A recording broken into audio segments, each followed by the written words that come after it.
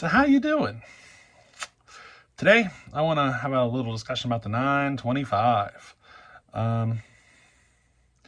So some of you probably already picked up on it. Peak RPM is up here. RPM in the cut is here, okay? I want to move them closer together, but I don't want to affect peak RPM. I want to try to keep my peak RPM up here, and I want to try to raise peak torque up closer. So this is where experiments start to happen. You know what I mean? I got a cylinder laying here. Here's a 925 cylinder, okay? You see the upper transfers, how they're at like a 90-degree angle in there? I think what I'm going to do is I'm going to pull the saw down, rough that up a little bit, and throw some JB weld in there and kind of round it over a little. Then I want to see what happens. It might help push peak torque up higher in the RPM. It might not. We're going to find out. You know what I mean? So I could do that, and I'm thinking I'm going to have to put a pipe on this thing of some sorts. The exhaust, the muffler that's on it now is, I think it's just too wide open. You know what I mean? So I'm thinking I might modify the stock one. Here's the stock one. I was trying to get the screen out, and you can see I'm gonna have to cut it out. You know what I mean? But I'm thinking I'm just gonna take it. This is the exhaust opening on the bottom. I'm thinking about just drilling a hole next to it, really. And just to help get a little more air out of there. This, I think, had more torque than the stack that I'm using now. I'm also considering coming out the side with some sort of a deflector of some sort, you know. I might put something maybe like right down here in the corner to kind of just add, you know what I mean? I'm thinking I'm going to do both at the same time, but I'm going to test the transfer work and then test the muffler mod right after it. Boy, look at this hairdo. Boy. Here, let me fix this. How's that? A little more almost an Einstein or but anyway, having fun here. I don't know. What do you think? I think I'm going to try the upper transfers, do the muffler mod, and then I'll test them both and see what happens. I'm just trying to get the peak torque up a little bit higher in the RPM range. You know what I mean? I think a tuned pipe will achieve it, but it has to be tuned just right. You know what I mean? Can't just bolt anything on there. I gonna really have to pay attention and figure it out. Is the hair distracting you yet?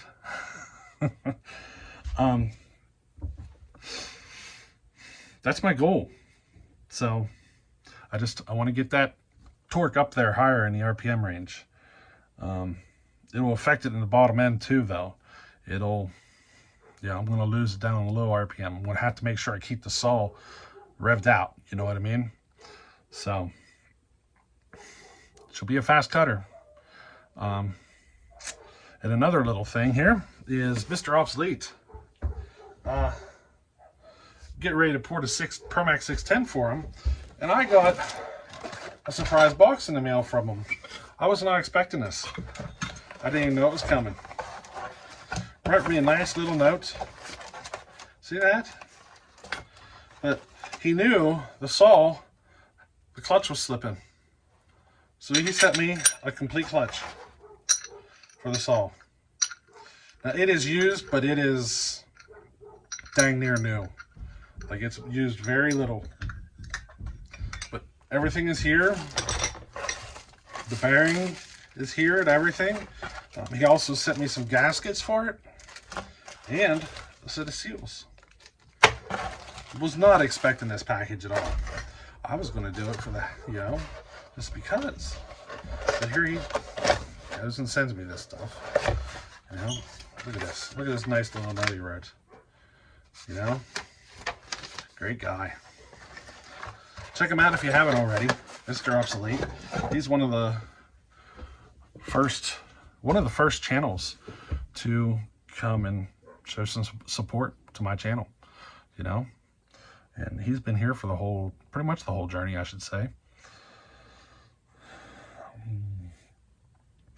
I think he'll like how the 610 turns out. I don't know what I'm going to do to it yet. I've never done one before, but I'm not afraid to tear it apart 10 times, you know what I mean? I'll figure out little things here and there to make it go faster. I think we're going to do kind of a rounded build on it, though. Try to get them as much torque as possible, get the RPMs up up there decently, but I don't want to turn it into a cookie cutter. So I'm going to try to do a well-rounded build on that saw. Now, Tasman saw is done, getting ready to ship out.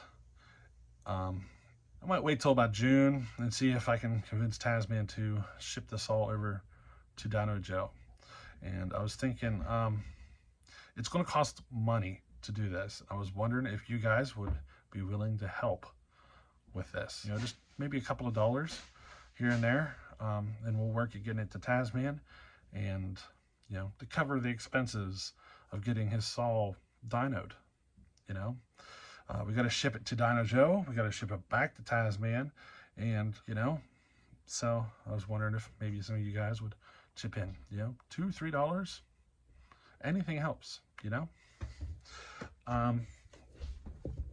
My PayPal is the same as my email address, and my email address is listed. So hey, if you ever want to help chip in with something like that, it's easy as that.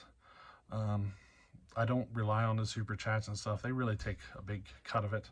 So, if you guys ever want to chip in like that, feel free, go right ahead. It's going to be north of $100, somewhere between $100 and $200 to get the dyno run done on this saw.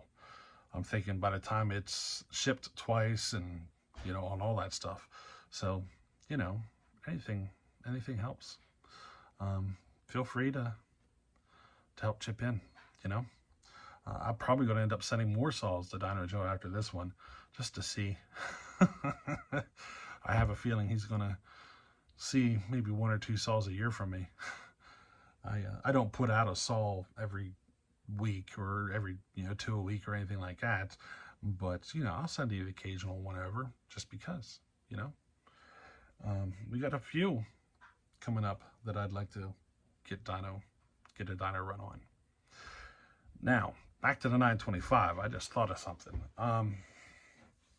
The saw's pulling a lot of RPM and so forth, and you got to keep in mind this saw is designed to do, I think from the factory, 7,500 RPM in the cut, and we are way past that.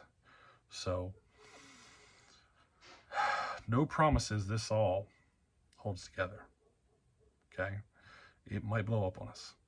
So if you're thinking about doing some porting on your 925, I don't suggest taking it as far as what I am, just because it's untested.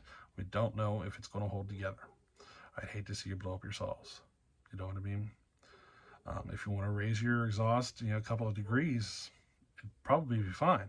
But I went 10, a 10-degree adjustment's considerable for something like this. And as you can see, it's exceeding factory specifications considerably.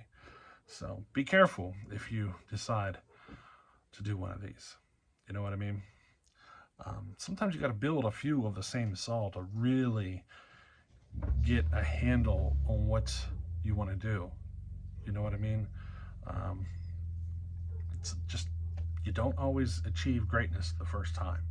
It takes practice, and every saw is different, and some of them respond differently to different porting, and they're all like that. So anyway, there's a little update. I'm going to work at getting the 925 tore down and do a little JB weld work to the upper transfers. This cylinder is untouched, so don't go by this one. I'm going to do a little bit of upper transfer work though and see what happens. We'll be able to see it. Literally, we're going to be able to see the difference. All the other work has been done, so it's literally going to be go in, do the upper transfer work, put it back together, and run it and see what happens. I'm not going to swap the muffler out until I test the upper transfer work first. I want to see what the upper transfer work does by itself. You know what I mean? So, little insight of what I'm getting ready to pour into here.